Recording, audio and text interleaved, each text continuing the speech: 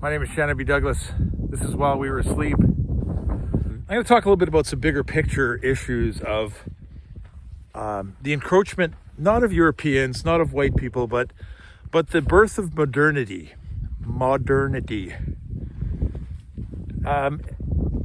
In the beginning of the 1800s, about 90% of people on planet Earth lived directly from the sea and from the land. We worked and we struggled by the efforts of our hands with the use of horses in most cases, if we had that level of wealth, or cows to pull a plow, or herds of goats. And we spent a tremendous amount of our time not thinking about things like we think of today, like retirement. Like, I'm going to have so much surplus that I'm going to put it away and to be able to live off of for 20 or 30 years. But to hope that we had enough surplus to live for the winter.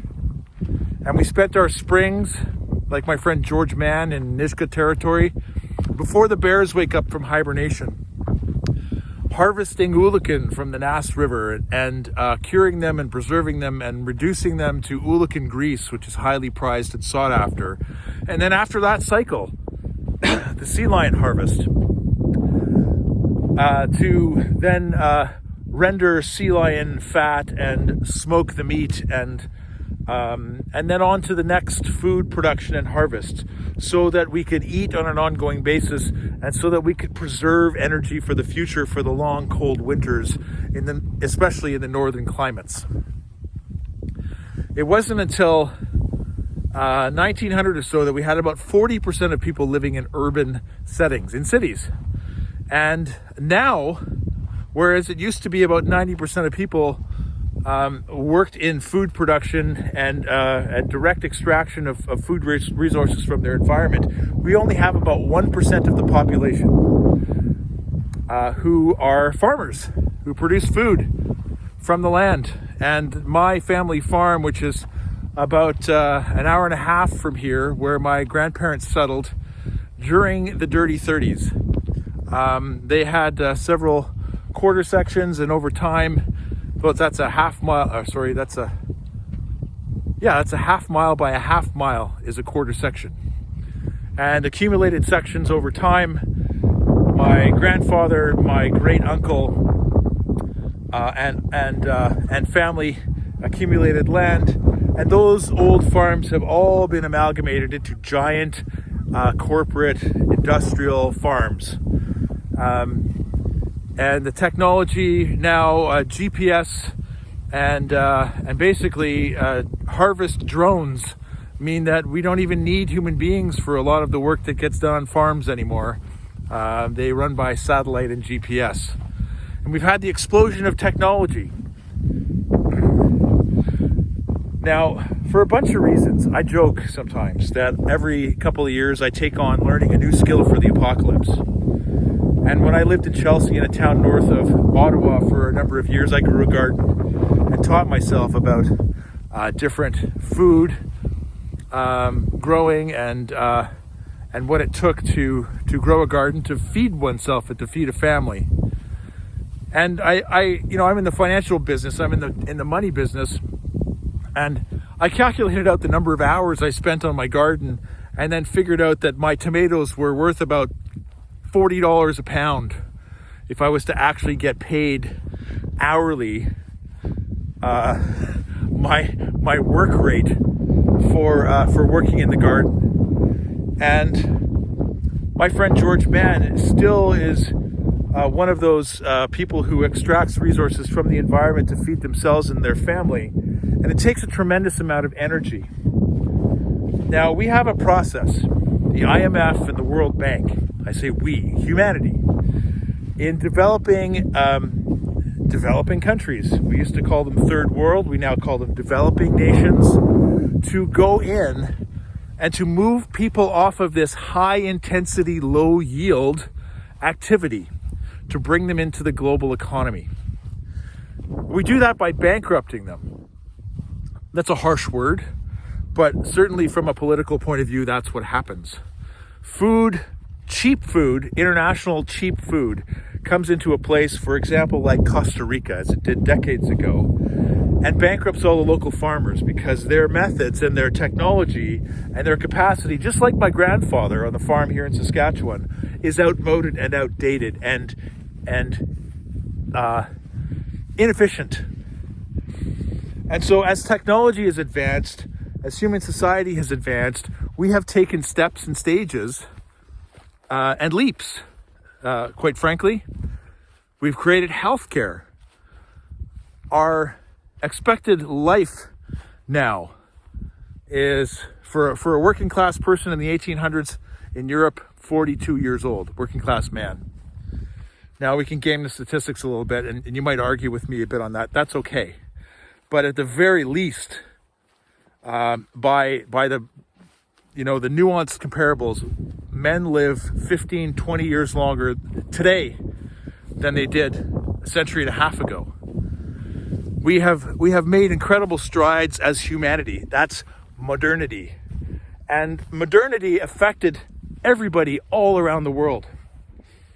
You know, my grandparents in Russia, my grandfather was milling flour in a barn with a stone mill after the First World War. And we just don't do that anymore. We have large food conglomerates, and our bread is $1.99, $2.49, $2.99 a loaf for 12 grain harvest bread. And we don't have to, that's 5 minutes work for a lot of people from a salary perspective to buy a loaf of bread. But a century and a half ago, it was incredibly intensive. So we have a narrative that's happening and has been happening that colonial infiltration and expansion destroyed the way of life of the indigenous people, and that we should feel guilty about that. Well, human beings are learning creatures and growing creatures. And when I look around Cowessess Nation, they have a glorious and gorgeous school, a more beautiful school than in any of the cities that I've gone through. It's an incredible building. And there's a gas station here, and there's a restaurant, and there's a general store, and there's trade, and there's trucks, and there's satellite dishes. Although they're mostly in disrepair, because who needs satellite when you can get internet on a cell phone, even here in what was once a remote indigenous nation? By condemning the newcomers, by condemning colonialists and blaming them for the shift in technology in society and demanding decolonization, does that mean that we put indigenous people back a century and a half and say, look, sorry, we're going to make this right.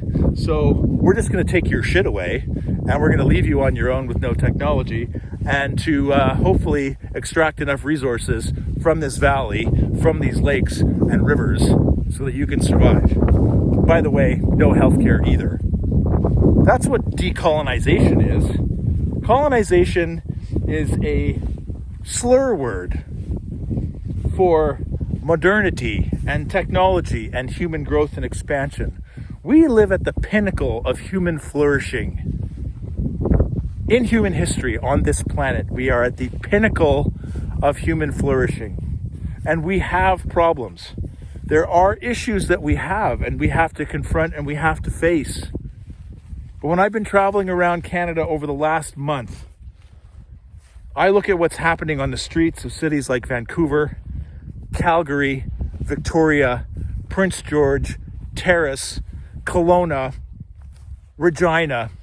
The opioid epidemic killed twice as many people in Vancouver as the pandemic did.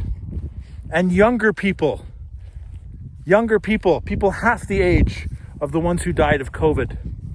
And they died as a consequence of bad policy. The most vulnerable people. We talk about making reparations to the indigenous because of the exploitation and how they were vulnerable and used and suffered torture and losses and dehumanization. And the people who are doing this are walking by the opioid addicted and the disabled and the homeless people on the streets of our cities in never seen numbers in Canada.